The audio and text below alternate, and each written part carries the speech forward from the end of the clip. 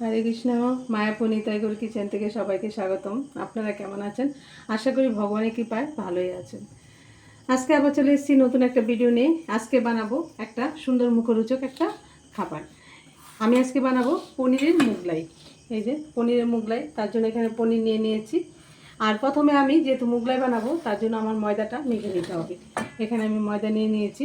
এখানে আমি 3-4 কাপ ময়দা নিয়ে নিয়েছি। আর এখানে দিয়ে দিচ্ছি স্বাদ মতো লবণ। আর এখানে আমি 3 চামচের মতো কর্নফ্লাওয়ার দিয়ে দিচ্ছি। এই কর্নফ্লাওয়ারটা দেওয়ার ফলে মোগলাইটা খুব সুন্দর মুচমুচে হবে আর খুব খেতেও খুব ভালো লাগবে। এখানে দিয়ে দিচ্ছি স্বাদ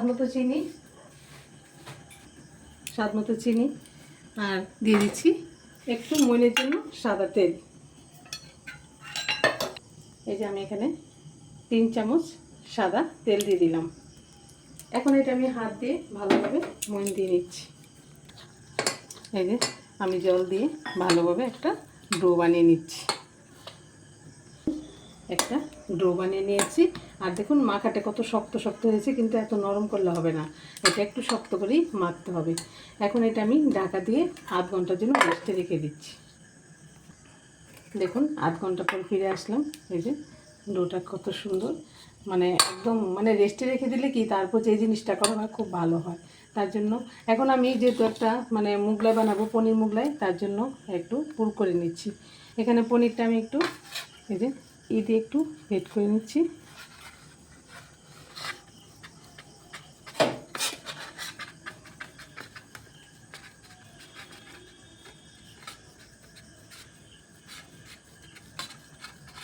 এভাবে সবটা পনির আমি গ্রেট করে নিয়েছি। পনিরটা গ্রেট করা হয়ে গেছে।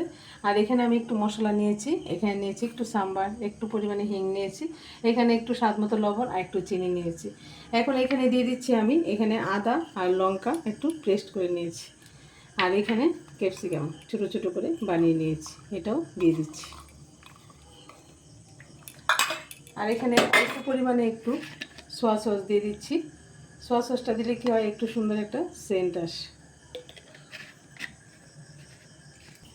এখানে আমি একটা টমেটো ছোটো ছোটো করে বানিয়ে নিয়েছি, এটাও দিয়ে দিচ্ছি।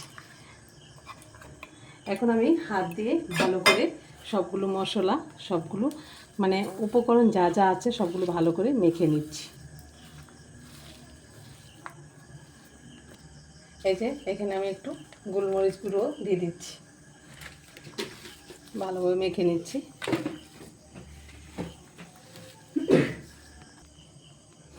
দেখুন এটা মাখা হয়ে গেছে, পুরটা রেডি হয়ে গেল। এবার আমি এখান থেকে লেচি পাকিয়ে নিচ্ছি। যেহেতু আমি মোগলাই বানাবো তার জন্য এই যে বড় বড় করে লেচি করে নিচ্ছি।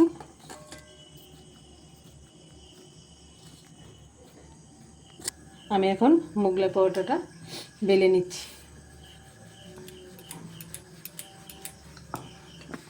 একটু বড় করে নিচ্ছি, একটু পাতলা করে বেললে মোগলাইটা খুব সুন্দর হবে।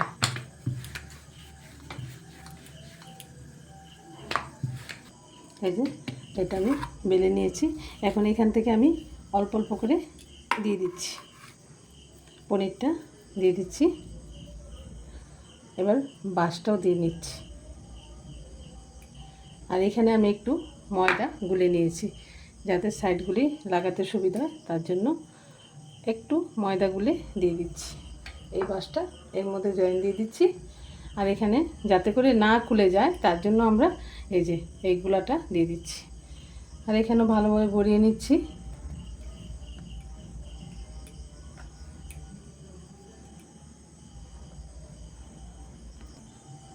এখানে আমি একটা কড়াতে তেল গরম বসিয়ে দিয়েছি। দেখুন তেলটা গরম হয়ে গেছে। এখন আমি এই মোগলাইটা দিয়ে দিচ্ছি, আস্তে করে ছেড়ে দিচ্ছি। আর একদম লো ফ্লেমে রেখে আস্তে করে অল্প আঁচে আমি মোগলাইটা সুন্দর করে ভেজে নিতে করে আমি এই পিঠটা উল্টিয়ে দিচ্ছি।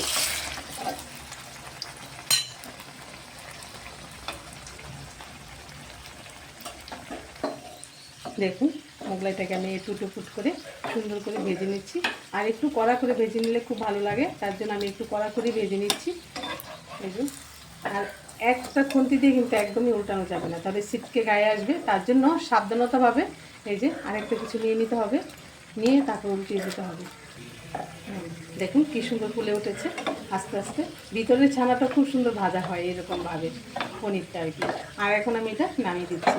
একদম সুন্দর কালার এসে গেছে, ভালো করে ছেঁকে।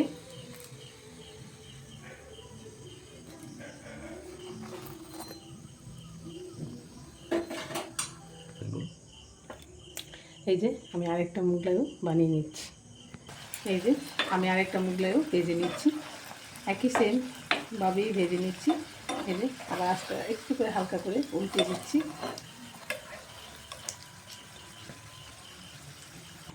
দেখুন রেডি হয়ে গেল পনির মুগলাই। এরকমভাবে সন্ধ্যার সময় ভগবানকে ভোগ লাগিয়ে আপনার সবাই প্রসাদ পেতে পারেন। আর কত সুন্দর মুচমুচে হয়েছে বুঝতেই পারছেন, এই যে শব্দ হচ্ছে। এখন আমি ঠান্ডা করে আমি আমার গণি থেকে ভোগ লাগিয়ে দেবো। সবাই ভালো থাকবেন, সুস্থ থাকবেন। আবার দেখা হচ্ছে পরের ভিডিওতে। হরে কৃষ্ণ।